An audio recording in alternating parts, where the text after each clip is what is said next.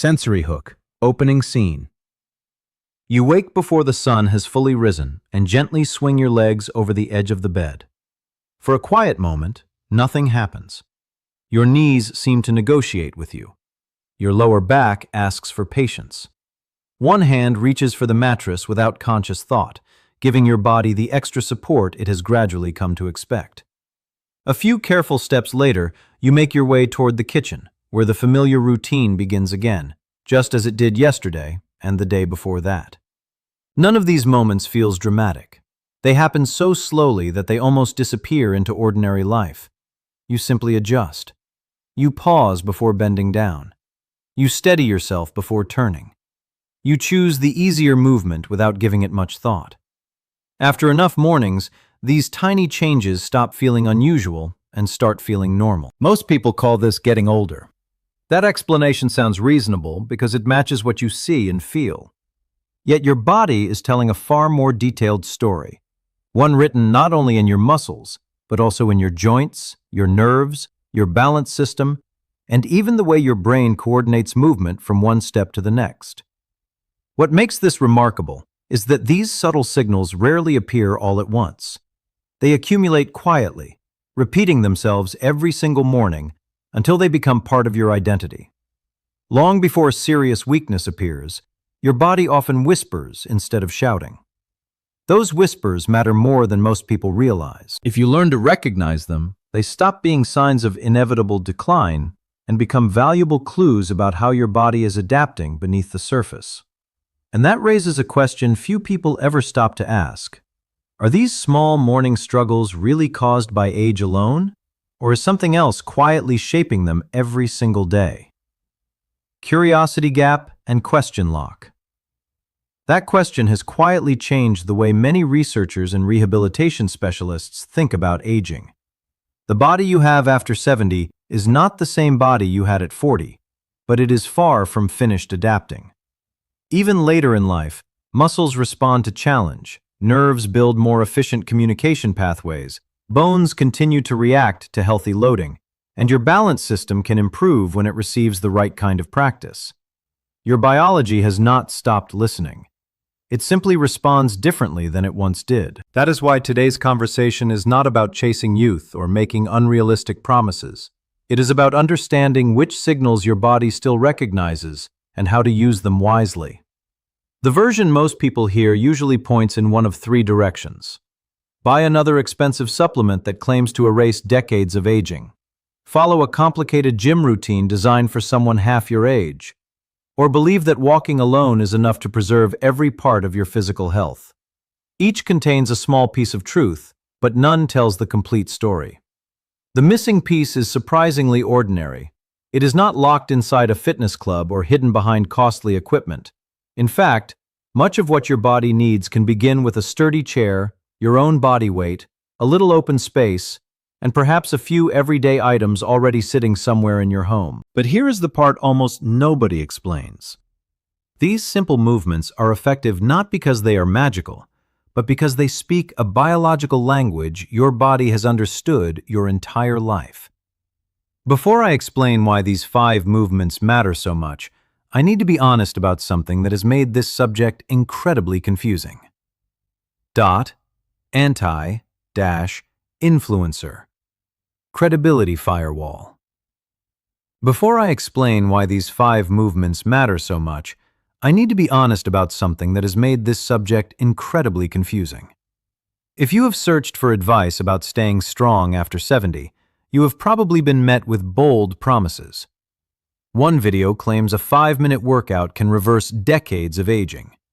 Another insists a celebrity's routine is the secret to living to 100. Others combine dramatic before and after photos with claims that sound almost too good to question. I find that kind of content frustrating, not because movement is unimportant, but because the explanation is usually missing. You are handed a list of exercises without ever being told why they might help, who they are appropriate for, or what is actually changing inside the body. When the biology disappears, it becomes easy to mistake marketing for science. The reality is far more interesting than any slogan. Your muscles do not become stronger because someone tells you to stay motivated. They adapt because movement stimulates muscle protein synthesis, the process that repairs and builds muscle tissue. Your bones respond to mechanical loading by renewing themselves over time. Your blood vessels become more efficient at delivering oxygen. Your nervous system improves communication between your brain and your muscles, making everyday movements steadier and more coordinated.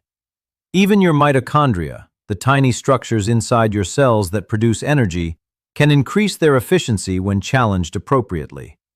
That does not mean every exercise is equally useful, and it certainly does not mean aging disappears. It means your body continues responding to the right biological signals long after many people assume change is impossible. Everything we discussed today is grounded in established principles of exercise physiology, not internet trends or motivational slogans. The real science is fascinating enough on its own. It does not need exaggeration, miracle claims, or mystical language to earn your attention. So instead of beginning with exercises, let's begin with what's actually happening inside your body after the age of 70. Soft CTA number 1. If you enjoy learning this way, by understanding why your body responds, instead of simply being told what to do, then you may find these conversations genuinely helpful. This channel is built around explaining the science behind healthy aging in clear, practical language that respects both the evidence and your intelligence. There are no miracle shortcuts to sell and no trends to chase, only thoughtful discussions about how your body changes and what current research suggests you can realistically do about it. If that kind of explanation is useful to you, consider staying with us as we continue exploring these topics together. The goal is not to overwhelm you with information, but to give you knowledge you can confidently apply in everyday life. Now let's look at the biological chain that explains why these 5 movements can influence so many different parts of the aging body. Mechanism chain, core science. Now let's look at the biological chain that explains why these 5 movements can influence so many different parts of the aging body. The important thing to understand is that aging is not a single event. It is a series of connected adaptations, and each one influences the next. Once you see those connections, many of the changes you have accepted as inevitable begin to make much more sense. For many people, the chain begins with moving a little less. Perhaps your knees ache more than they once did. Perhaps climbing stairs feels less appealing, or you avoid carrying heavy grocery bags because they seem more difficult than they used to. Each decision feels small, but your body notices every one of them. When muscles are challenged less often, they receive fewer signals to repair and rebuild themselves. Scientists call the gradual loss of muscle mass and strength sarcopenia. Beginning around middle age, adults may lose roughly 3 to 8% of their muscle mass each decade, and the rate often accelerates after the age of 60. That loss is not only about appearance. Muscle is living, active tissue with important jobs throughout the body. One of those jobs involves blood sugar. Skeletal muscle is responsible for disposing of a large proportion of the glucose that enters your bloodstream after meals. Healthy muscle acts like a storage site, helping move glucose out of the blood and into cells where it can be used for energy. As muscle mass declines, this process becomes less efficient, placing greater demands on the body's metabolic system. The encouraging news is that research consistently shows resistance training can improve insulin sensitivity, meaning your cells respond better to insulin within just a few weeks. The story does not stop there. When your muscles become weaker, confidence often fades alongside strength. You may hesitate before stepping off a curb or reaching for something on a high shelf. Without realizing it, you begin choosing the safest, easiest path through your day. That caution is understandable, but it also means you move less, creating another link in the chain. Less movement means your balance system receives fewer opportunities to practice. Your brain, inner ear, eyes, and nerves constantly work together to keep you upright, yet they improve only when challenged. Studies have shown that targeted balance training can significantly reduce the risk of falls, not through luck, but through better coordination and faster reactions. Your bones also depend on movement. Bone is not an inactive structure. It is continually remodeled by specialized cells responding to mechanical loading, the healthy stress created when muscles pull against bone. Without regular loading, the signal to maintain bone strength becomes weaker. At the same time, your heart and lungs become slightly less efficient if they are rarely asked to work beyond comfortable routines. Scientists measure this using VO2, an indicator of how effectively your body uses oxygen during activity. Although VO2 naturally declines with age, meaningful improvements remain possible well into the 8th decade of life through appropriate exercise. Even your mitochondria, the tiny energy-producing structures inside nearly every cell, respond to regular movement by becoming more efficient at generating energy. Every link connects to the next, and when that chain is interrupted by inactivity, functional independence gradually slips away. But this is exactly where many well-meaning people accidentally make the problem worse. Contrast frame and common mistake. But this is exactly where many well-meaning people accidentally make the problem worse. After noticing weakness or stiffness, the natural response is often to protect the body by asking less of it. You may choose the elevator instead of the stairs. You may sit a little longer before standing up again. You might stop carrying groceries, avoid uneven ground, or decide that walking around the neighborhood is enough to preserve your strength. None of these choices comes from laziness. They come from caution, and caution is understandable. The problem is that your body interprets those decisions differently. Muscles that are rarely challenged receive fewer signals to maintain themselves. Bones experience less healthy loading. The nervous system has fewer opportunities to refine balance and coordination. Your heart and lungs settle into lower demands.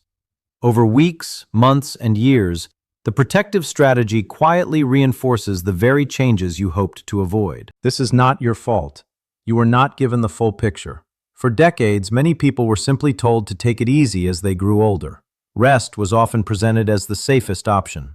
Rest certainly has its place after illness, injury, or intense activity, but it is not a long-term substitute for movement. The aging body does not become more resilient by being protected from every challenge. It becomes more resilient by receiving the right kind of challenge at the right intensity. That does not mean pushing through pain or attempting difficult workouts. It means giving your muscles, joints, balance system, and cardiovascular system regular reasons to adapt safely. The difference may seem subtle, but biologically, it changes everything. And once you understand that distinction, another common belief begins to look very different. But there's another belief many people carry that's just as important to reconsider. Belief reframe. But there's another belief many people carry that's just as important to reconsider. You have probably heard some version of it for years. Once you reach 70, strength training becomes too risky.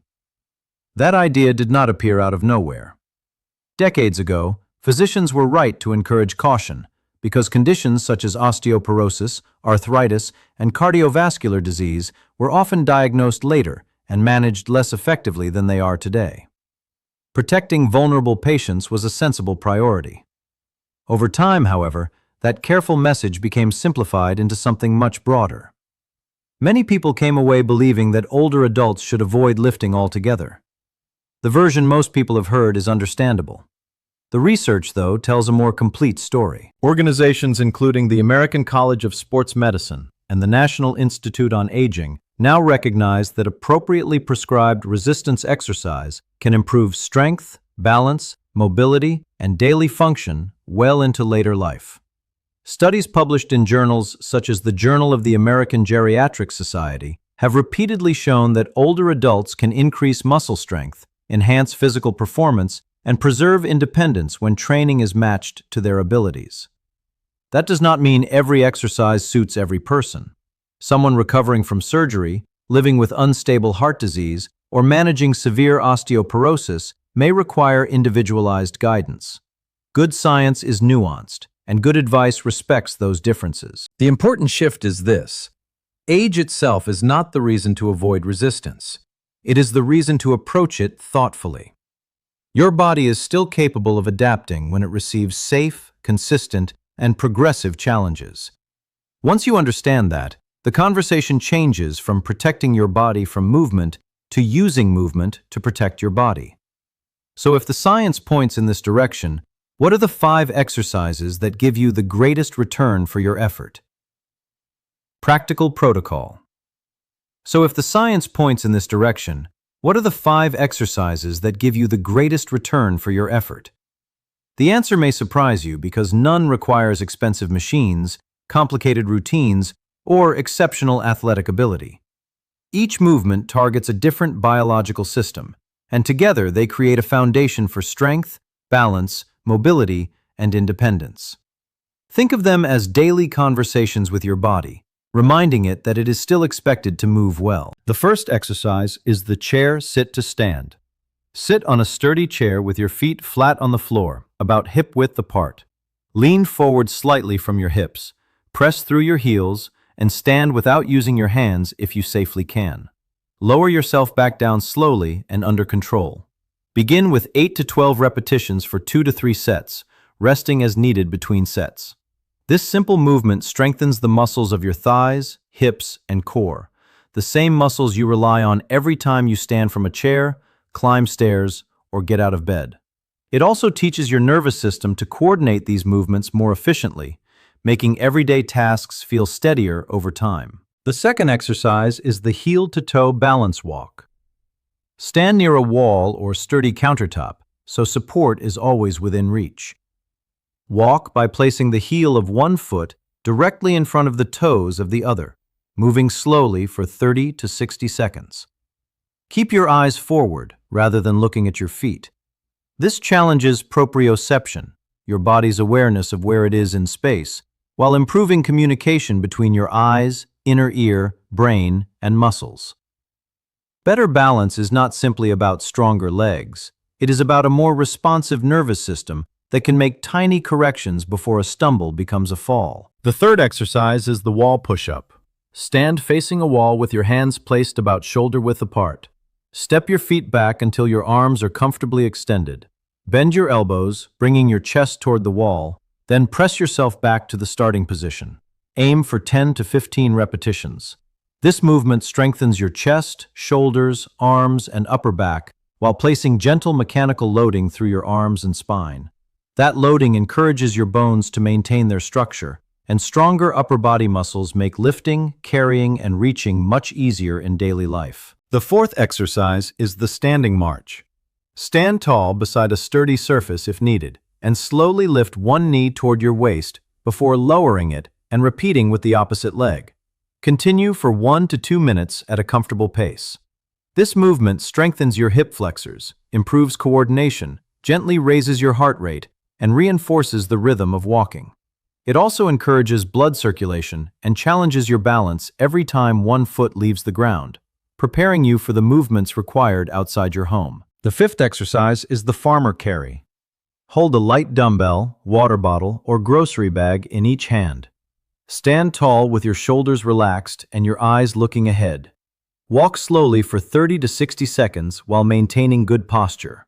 Rest, then repeat if comfortable. This single movement strengthens your grip, activates your core, improves posture, and teaches your body to stabilize itself while moving under load. Grip strength has even been associated in research with overall physical function because it reflects the health of multiple muscle groups working together. These 5 exercises become even more effective when practiced consistently. Perform the strength-focused movements, including the chair sit-to-stand, wall push-ups, and farmer carry, 3 non-consecutive days each week. Practice the heel-to-toe balance walk every day, even if only for a minute, because your balance system benefits from frequent reminders. On the days between strength sessions, enjoy a comfortable walk that matches your fitness level. As the exercises become easier, increase repetitions gradually or add a small amount of resistance rather than making sudden jumps. Your body adapts best through steady progress, not dramatic effort. One final thought matters just as much as the exercises themselves.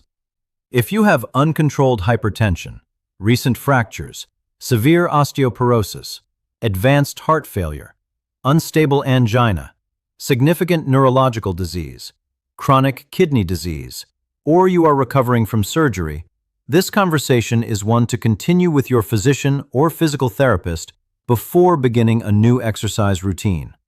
Your circumstances deserve personalized guidance because every body has its own history. The purpose of these movements is not to push through pain or prove anything to yourself. It is to build strength, confidence, and independence safely, one session at a time. Now think back to where we began this morning. Circular close. Now think back to where we began this morning. You wake before sunrise, swing your legs over the side of the bed, and place your feet on the floor. The room is the same. The routine is the same. But something important has changed. You no longer see those first careful steps as proof that your best years are behind you. You understand they are also an opportunity to influence what happens next. Every time you stand, balance, carry, push, or move with intention, you send biological signals to your muscles, bones, nerves, blood vessels, and even the tiny mitochondria inside your cells. Those systems are still listening. They continue adapting when given the chance. None of this requires perfection. It requires consistency. These choices repeat 365 times every year, and small improvements accumulate in much the same way small declines once did. The goal is not to become younger. It is to become stronger, steadier, and more confident than you were yesterday. And if understanding the science behind these daily choices helps you make better ones, if this kind of thoughtful, evidence-based explanation helps you better understand your body, consider staying with us for future conversations. That's exactly what this channel is built around: calm science, practical guidance, and respectful discussions that support healthier, more confident aging. Thank you for watching.